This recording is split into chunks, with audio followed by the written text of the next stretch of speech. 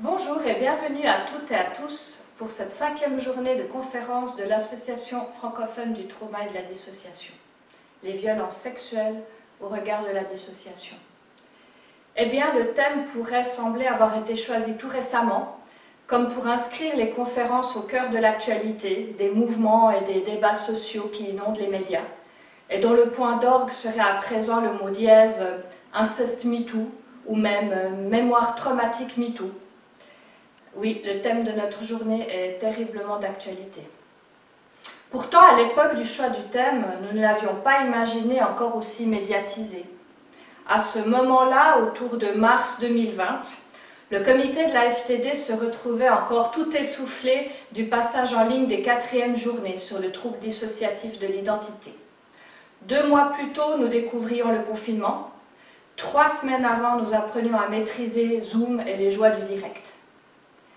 Porté par le succès de ces 4e journées et le nombre record des personnes intéressées par les thématiques du trauma et de la dissociation, chaque membre du comité lançait ses idées avec enthousiasme lors de la séance de travail. Déjà en toile de fond, les années 2018-2019 avaient amené sur le devant de la scène la réalité des violences sexuelles organisées, l'étendue de leurs réseaux et de leurs moyens, de leur potentiel d'emprise, mais aussi de toute leur collusion avec les systèmes au pouvoir.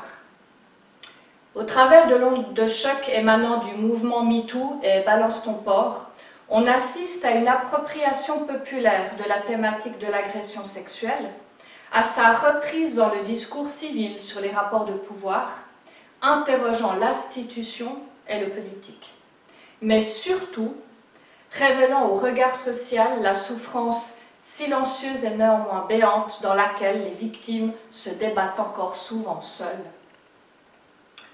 Lors de nos séances de travail, ces éléments nourrissaient bien entendu les échanges d'idées. L'un des membres dit « La FTD gagne en popularité et en visibilité, utilisons-la pour mettre en avant les buts de l'association. Donc, parler du trauma complexe et des troubles dissociatifs, qui sont la résultante de la maltraitance, des abus et de la violence. Nous étions tous d'accord pour partir de là. Un thème pour promouvoir la reconnaissance et la prise en charge des personnes victimes de violences. Un membre du comité dit « L'une des formes les plus sévères des troubles dissociatifs découle de violences sexuelles, d'autant plus lorsqu'elles sont répétées, à un âge précoce de vulnérabilité sur le plan du développement psychique. Oui, précise un autre, pire encore lorsque c'est perpétré par une personne qui devait être de confiance. C'est là alors tout un système organisé dans lequel est pris la victime de violences sexuelles. Progressivement, et le thème et le titre de ces 5e journées ont été choisis. À ce moment-là, la première vague liée à la pandémie et les mesures de confinement était encore en cours. Ne s'étaient pas encore révélées les statistiques sur le bond des faits de violence intrafamiliale qui annonçaient la prochaine saturation des demandes d'intervention et de consultation pour violences, y compris sexuelles, et notamment en pédopsychiatrie. Plus récemment, on assiste aux ondes de choc éloignant des témoignages dénonçant les violences sexuelles pédocriminelles et incestuelles. Ondes reprises et amplifiées à nouveau par les mouvements inceste MeToo et mémoire traumatique, interpellant toujours l'institution et le politique, mais maintenant aussi le législateur et plus généralement chacun d'entre nous.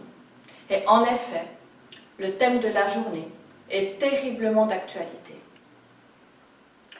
Les violences sexuelles au regard de la dissociation. Les mots ont été choisis. Violences sexuelles au pluriel, regard et dissociation. 3 mots intimement liés. Et pourquoi? Parce que les statistiques sont là. Alors que les violences sexuelles sont fréquentes, et les chiffres même vertigineux, elles relèvent encore bel et bien du domaine de l'indicible. Non élaborées, passées sous silence, elles se soustraient au regard en devenant presque invisibles ailleurs que dans la psyché des victimes. Il s'agit alors de regarder pour pouvoir reconnaître et penser, dire et soigner. De multiples victimes, par honte, culpabilité introjectée ou sous l'effet de la dissociation traumatique, ne dénoncent pas et viennent consulter pour des troubles dépressifs ou anxieux, alimentaires ou des addictions, des douleurs chroniques, sans que l'intervenant et parfois même la personne elle-même ne relie ces symptômes à des expériences de violence sexuelle parfois précoces. Si la dissociation est un mécanisme de survie permettant de ne pas éprouver l'entier de la douleur et du stress extrême au moment de l'agression, alors risque vital, elle ne protège pas du psychotraumatisme. Les troubles dissociatifs en sont la conséquence. Les symptômes de sidération, d'anesthésie émotionnelle, d'amnésie, de reviviscence, les vécus de déréalisation, de dépersonnalisation, plongent alors la victime dans une difficulté du dire. Ces mécanismes similaires plongent également les intervenants et les institutions dans une difficulté du voir. Interdit de parole, inversion de la faute, discrimination, contre-attitude non élaborée. Les mécanismes dissociatifs sont également à l'œuvre autour de la victime, aboutissant au drame social d'une faille systématisée à reconnaître et poursuivre l'agresseur responsable. Le concept de la dissociation offre une grille de lecture pour appréhender les mécanismes sous-jacents à ce frein à la reconnaissance des violences sexuelles et de leurs conséquences. En cela, il peut participer à aiguiser notre regard, aiguiser notre intervention aussi, en étayant une approche spécifique à la compréhension et à la thérapie des phénomènes post-traumatiques. Les violences sexuelles sont encore trop souvent analysées sous l'angle du désir et du rapport à ce que serait une norme sexuelle, alors qu'il s'agit de violence, de pouvoir, de trauma, d'érotisation de la haine. Je le constate dans ma clinique auprès des victimes de viols de guerre. Les enjeux de l'agression sexuelle dépassent de loin le sexuel. Il s'agit de déshumanisation agie, de destruction identitaire et souvent partie prenante d'une stratégie plus large génocidaire. En ce sens, les violences sexuelles peuvent ainsi s'entendre comme un phénomène écosystémique, de cercles concentriques toujours plus vastes, dans lequel le plus central est l'individu victime lui-même, auquel s'ajoutent des cercles toujours plus méta de l'agresseur, de l'institution, de la communauté, de la société. Ces 5e journées de la FTD veulent participer de cette réflexion et de cette reconnaissance en promouvant la plus grande expertise indispensable et aussi l'humilité la plus nécessaire.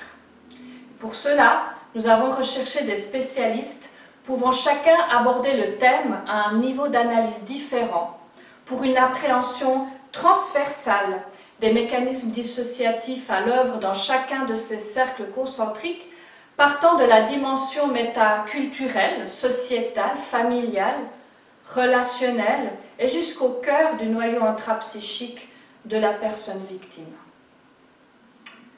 Madame Véronique Le Gaziou, sociologue, ethnologue et chercheuse au CNRS, ouvrira les conférences aujourd'hui.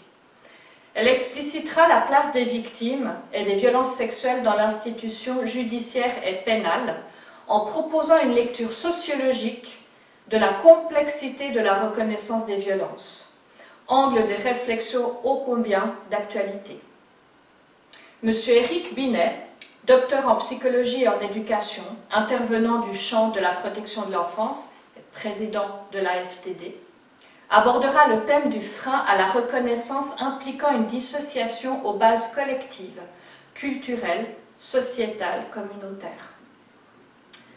Madame Catherine Solano, médecin sexologue et andrologue, abordera le domaine trauma et santé sexuelle en interrogeant la dissociation dans sa dimension relationnelle, émotionnelle et corporelle.